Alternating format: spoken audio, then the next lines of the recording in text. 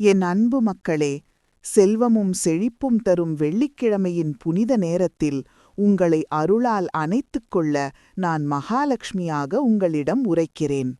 உங்கள் வீடுகளில் விளக்கும் ஒளி மட்டுமல்ல, உங்கள் மனங்களின் ஒளியும் என்றும் அணையாமலிருக்கட்டும். செல்வம் என்பது வெறும் பொன்னும் பொருளும் அல்ல, நல்ல மனம், நேர்மை, பகிர்வு, பரிவு, உழைப்பு, நன்றியுணர்வு ஆகியவையே உண்மையான ஐஸ்வர்யம் என்பதை நினைவில் கொள்ளுங்கள்.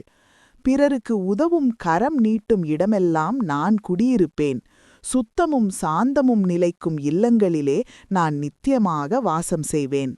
பெற்ற வரங்களில் அகந்தை கொள்ளாமல் இல்லாதவர்களை நினைத்து ஒரு கை உதவி செய்தால் உங்கள் களஞ்சியம் குறையாது, பெருகுமே அன்றி.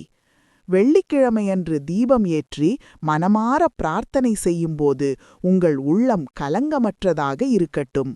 உழைப்பை வழிபாடாக எண்ணி செயலில் நேர்மையுடன் நடந்தால் என் அருள் நதியாய் பாயும். குடும்பத்தில் ஒற்றுமை காக்கவும், வார்த்தையில் இனிமை பேசவும், உணவில் பகிர்ந்து உண்ணவும், உழைப்பில் சோம்பல் கொள்ளாதீர்கள். கடன் சுமையால் கவலைப்படுவோர் துணிவுடன் முயற்சி செய்யுங்கள். உங்கள் முயற்சியில் நான் துணையாக இருப்பேன்.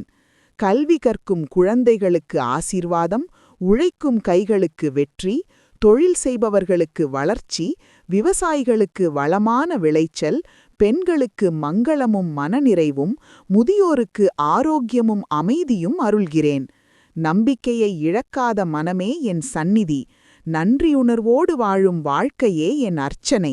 ஆகவே என் அன்பு மக்களே, செல்வம் சேர வேண்டுமெனில் செல்வத்தின் வழிகளை பின்பற்றுங்கள்.